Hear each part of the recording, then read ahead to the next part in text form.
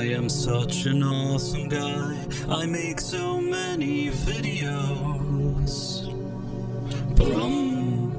Hello there, Price of Reason here with a movie review. I've always had a strange relationship with Warner Brothers and Legendary Studios' versions of the classic Japanese Godzilla and Kong monster movies. While I enjoy seeing monsters battle each other as much as the next guy, these movies, to put it mildly, are usually very poorly written. Now obviously, these movies don't necessarily need the Godfather-level writing, as they're mainly designed to be mindless blockbusters, but even so, I think there's always a way to tell a compelling story, regardless of the genre or target audience. And just a few months ago, Japanese director Takashi Yamazaki proved this very point with his Japanese-language movie Godzilla Minus One, a standalone movie unrelated to the Hollywood Monsters franchise, which ended up being one of the best movies of 2023 in any genre. In Godzilla Minus One, Yamazaki's screenplay is smart and thoughtful, and the characters in it are both interesting and well-written. And in my mind, that movie completely redefined what a Godzilla movie could actually be. Perhaps still euphoric from the quality of that movie, I had genuinely hoped that for the next English-language Hollywood monster movie, Godzilla and Kong: A New Empire, Legendary Pictures and Warner Brothers would step up their game and deliver some better storytelling this time around. In this video, I will go over the general plot of Godzilla and Kong: A New Empire without spoiling anything that hasn't already been shown in trailers, what I didn't like about the movie, what I did like about the movie, followed by my official score. Godzilla and Kong takes place a few years after the previous franchise installment, Godzilla vs. Kong, where monarch scientist Dr. Eileen Andrews is now the adoptive mother of Gia, the indigenous deaf girl who was able to communicate with Kong in the previous movie. The character of conspiracy theorist podcaster Bernie Hayes also returns to the franchise, and newcomer Dan Stevens plays Trapper, an adventurous veterinarian of sorts. When Gia starts hearing voices, Eileen thinks there's something wrong with her, but it turns out she's actually hearing a super secret telepathic signal from an ancient tribe of indigenous ladies that are inside Hollow Earth or something. Godzilla hears this signal too, so he decides to absorb a ton of radiation in order to strengthen himself for battle. Meanwhile, Kong is living in Hollow Earth and he discovers a tribe of big apes like himself that could be a threat to humanity. He also ends up befriending a young ape from that tribe. At the end, in order to save the Earth, Godzilla and Kong have to team up and destroy their biggest monster enemy yet. The movie then leads into a big final battle, and it pretty much concludes exactly as you'd expect. Let's start with what I didn't like about this movie. In my opinion, the human characters in this movie are once again very insignificant and very poorly written. At their best, they occasionally provide some exposition or plot convenience, and at their worst, they provide a very quiet form of virtue signaling. Dr. Eileen Andrews, who in the previous movie looked like a woman, now looks like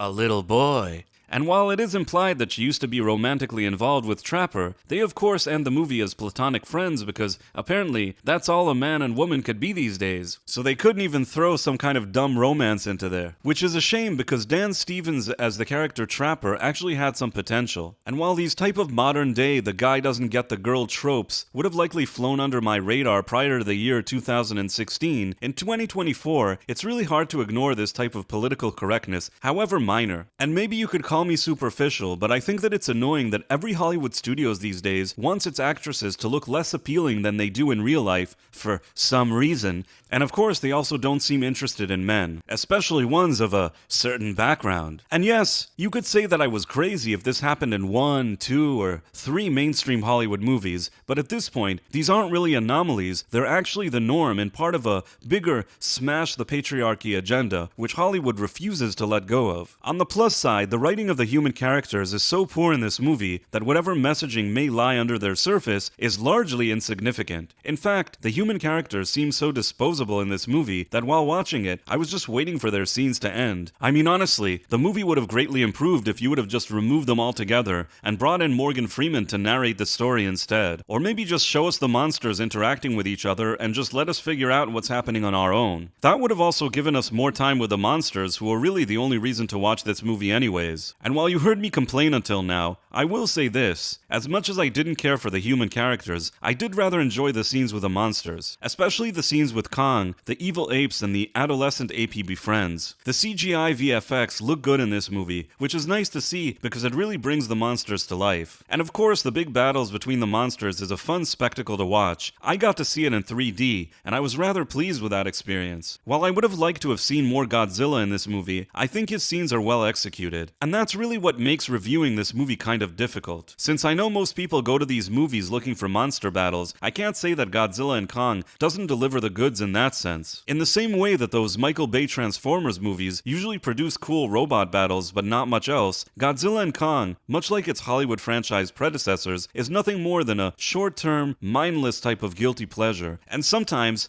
that's okay. And if you like that kind of thing, it's perfectly fine. Even I myself found it somewhat enjoyable. Still, knowing that with just a bit more effort, this movie could have been significantly better, with much better storytelling, it does bother me. And it's something I have to factor into my review, which is really kind of a bummer. I mean, this movie cost $135 million to make, and they couldn't come up with a better script than this? It's as if some studio executives in a boardroom had decided that nobody cares about the humans in the movie, so the screenplay can just be very poor. But I disagree with that approach. You can always tell a good story, and it will always make the movie better, even a rather silly one like Godzilla and Kong New Empire. And if I had to give this movie a score, where anything below 60 is considered a failing grade, I would give this movie a 60, which means that it gets a passing grade, but it just stops short of failing. It's not necessarily a good movie by any type of storytelling metrics, but for its genre and audience, I suppose that it's just good enough. And if you like these type of monster movies, I would actually recommend seeing this in a movie theater because that's really the best place to enjoy this type of popcorn movie. And if you found this review helpful, please make sure to subscribe, follow, and get notifications. Thanks for watching, my friends. Thank you, and good day. I am such an awesome guy. I make so many videos.